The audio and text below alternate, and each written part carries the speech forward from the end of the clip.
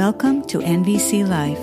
I'm Rachelle Lamb, veteran NVC trainer and relationship coach, helping listeners navigate interpersonal conflict and ground more deeply into relational living.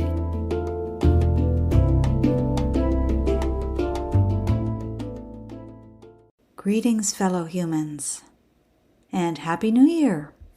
This is the third day of 2023. And for the past 7 years, I have been posting a New Year's blessing to social media. I actually didn't post it this year, though I see that it has been shared several times. I would like to share it with you here. And it goes like this. Happy New Year. May you fall madly in love this year. In love with someone who unhinges your tired trajectory, in love with a spouse of several years who might be aching for lightning, in love with demanding children and crazy relatives, in love with a particular pedigree of genius and sanity that has perhaps claimed you in spite of your reluctance, and certainly in love with an animal, a cloud, a redwood, the wild, these at least once a day. May you fall in love with this fragile jewel of a world, with hard work, real learning, just causes, petitioning, and prayers. May you fall in love with wonder itself, with the grand mystery, with all that feeds you in order that you may live, and with the responsibility that confers. May you fall in love with heartbreak and seeing how it's stitched into everything. May you fall in love with the natural order of things, and with tears, tenderness, and humility. May this be a magnificent year for you. May you fall deeply, madly, hopelessly, inextinguishably in love. So I'm going to go back and reread it slowly to you.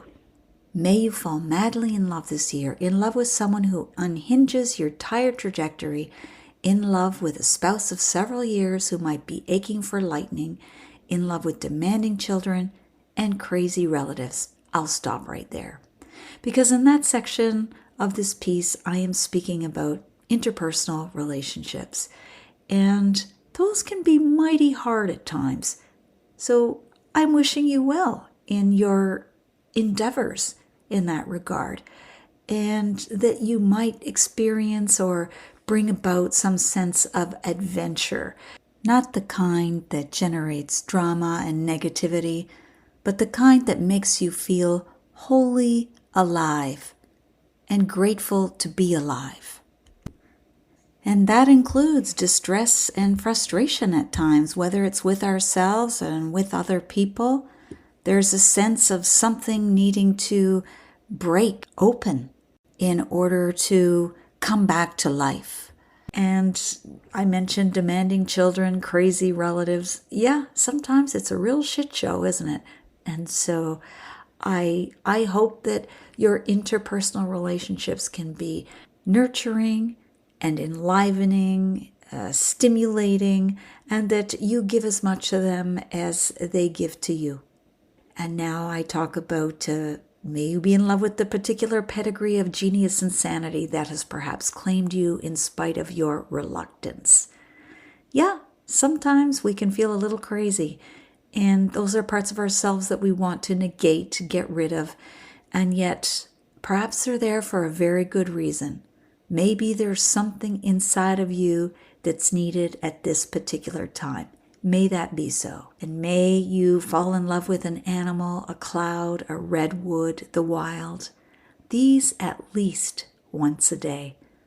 Yeah, it's really good to remember that our relationships are not confined to human relationships. We are as much in relationship with the rest of the non-human world and the unseen world as we are with the human world. And when we forget that, I think that we do so at our own peril, and we apply way too much pressure on human relationships. So perhaps give some thought to how you can be in relationship with the non-human and unseen world, at least once a day. May you fall in love with this fragile jewel of a world, with hard work, real learning, just causes, petitioning, and prayers. Yeah, this speaks to sometimes the necessity of working hard, the necessity of prayer, and learning things that we don't necessarily want to learn. So may you fall in love with that. May you fall in love with wonder itself, with the grand mystery, with all that feeds you in order that you may live, and with the responsibility that that confers. Yeah, we don't often remember that our lives are our lives only because of what feeds our lives. And I'm not talking about the things that we desire or the things that we prefer, but the things that actually sustain us, the air that we breathe, the food that we eat, the water that we drink. And all of these things come from the non-human world. They are the elements, they are the earth, they are the land. And so may you fall in love with those things and remember to feed them in the same way that they feed you so that life can go on. May you fall in love with heartbreak and seeing how it's stitched into everything. Again, that's a pretty hard one sometimes for people.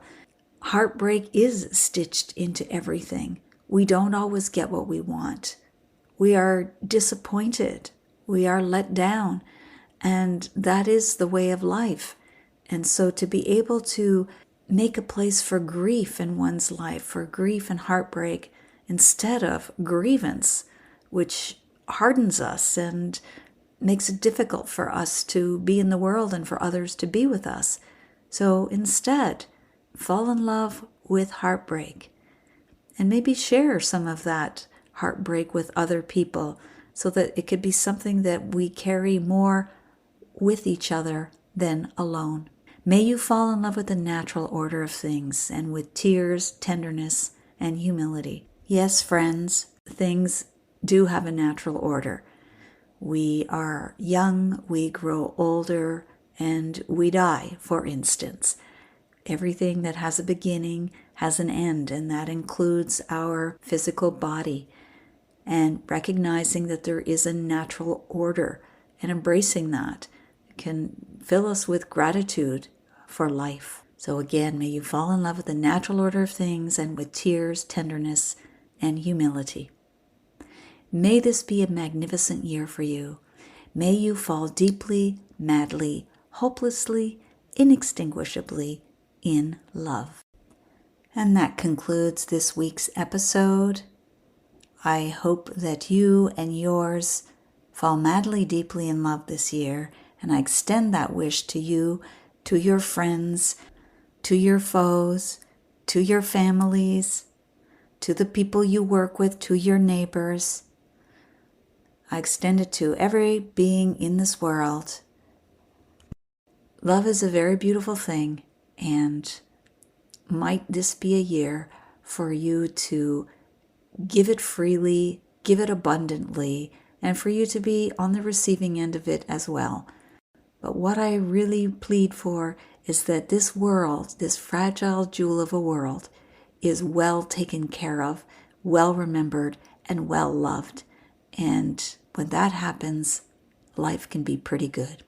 Happy New Year. Thank you for tuning into NVC Life. For future episodes, be sure to subscribe on iTunes, Spotify, or YouTube. For free resources or to book a private session with me, head over to RachelleLamb.com. Until the next time, stay sane, grateful, and generous.